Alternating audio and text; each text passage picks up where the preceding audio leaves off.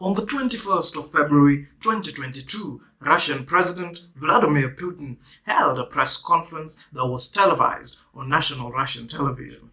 In the conference, Putin heavily criticized Western involvement and interference in maintaining this unity. He also made mention of NATO and other unnamed elements whose efforts were directed towards the destabilization of the region through interference in Ukraine. In the presser, Putin assumed a tone and a stance that was indicative of a man on a mission, and the full extent of this mission was to be felt in the following days as Russian troops, tanks and machinery crossed the borders of Ukraine at 3 different points, from Belarus in the north, from the Donbas region in the east, and from Crimea in the south. Today we take a look at the historical moments and events that have culminated into the Russian-Ukrainian conflict.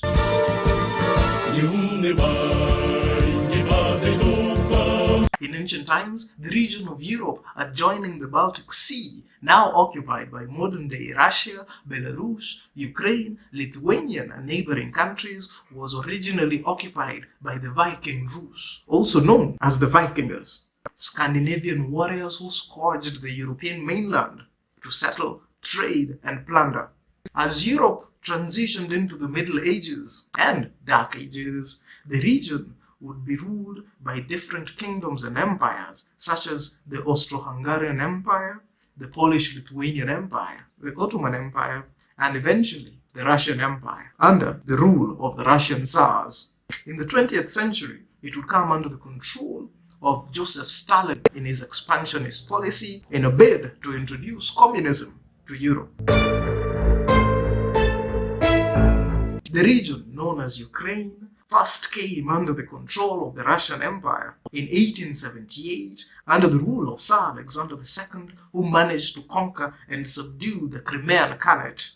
The region of Ukraine enjoyed a temporary reprieve during the rise of Bolshevism, when the Bolshevik Red Army overthrew and murdered Tsar Nicholas Romanov and his family.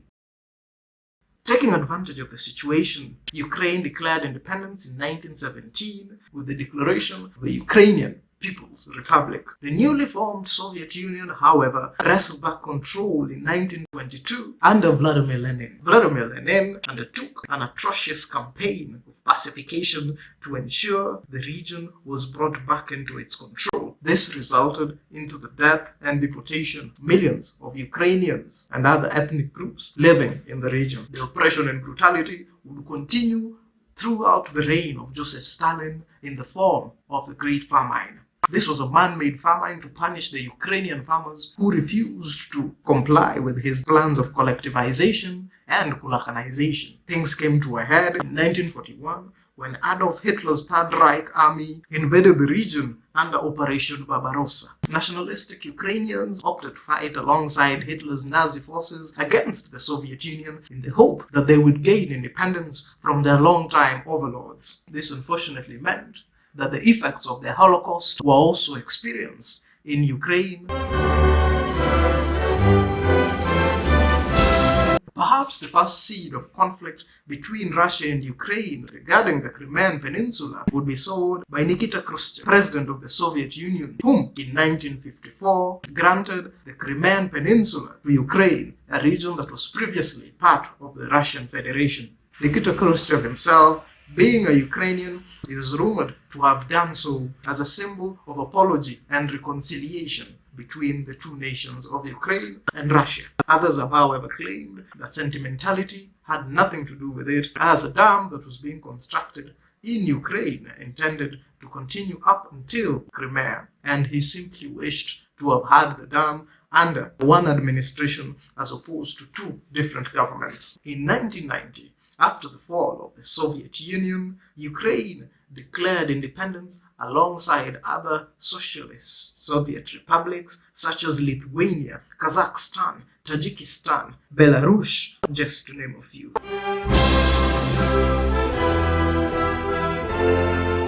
For a long time, under international law in the 19th and 20th century, a government could only claim ownership of a region in which its citizens lived. This meant that as the Russian Empire and later the Soviet Union pursued a policy of expansion, hundreds of thousands and even millions of ethnic Russians were deported into the newly conquered regions. As a way of Russia staking claim on the territories as its own, there were significant pockets of ethnic Russians in regions such as eastern Ukraine, Georgia, Moldova, Estonia, and Kazakhstan. Claims of genocide, persecution, and discrimination against these ethnic Russians increased drastically after the collapse of the Soviet Union, resulting in Russia taking an active role in a bid to protect its citizens. Things came to a head in a region of eastern Ukraine known as the Donbas region, including the areas known as Luhansk and Donetsk, primarily made up of ethnic Russians, where war broke out between the separatist movements and the Ukrainian government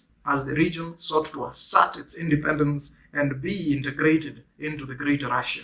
Sporadic fighting has continued in the region from 2009 up until 2015, when the Second Minsk Accords were signed with the hopes that the fighting would abate.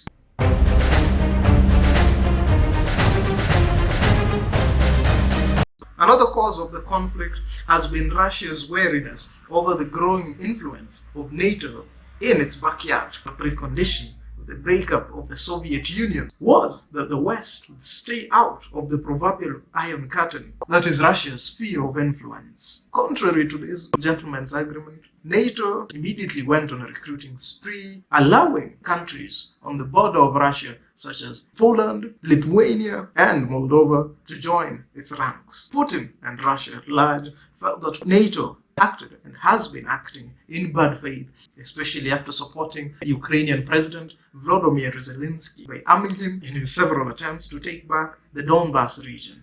Under the Second Minsk Accord signed in 2015, the residents of the Donetsk People's Republic and the Luhansk People's Republic were to hold a referendum to determine whether they would wish to remain as part of Ukraine or be independent from the country. Majority of voters overwhelmingly chose to separate from Ukraine, and the regions insisting upon their independence would vote to request the Republic of Russia to integrate them into its greater federation, a request that was approved by the Russian Duma. Только сейчас, только современная Россия предоставила людям, проживающим в Луганской Народной Республике, в Донецкой, в Запорожье, в Херсоне, право выбора.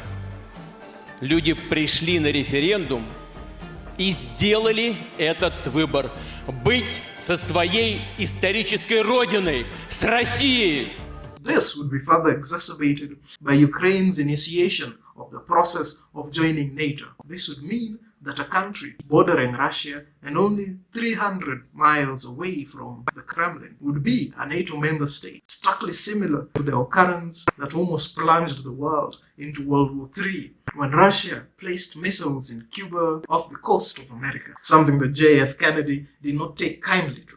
Claiming that he had been backed into a corner and Ukraine's conduct was being masterminded by puppeteers from the West, Vladimir Putin launched a special military operation to bring back the long-lost region of Ukraine into its fold. Armed conflict is a blind and indiscriminate leviathan that consumes all, the young and the old, the innocent and the guilty, combatants and civilians alike. We hope that one day the guns that rage and the muzzles that fire, both in Ukraine and in other regions of the world, across all continents, will be silenced.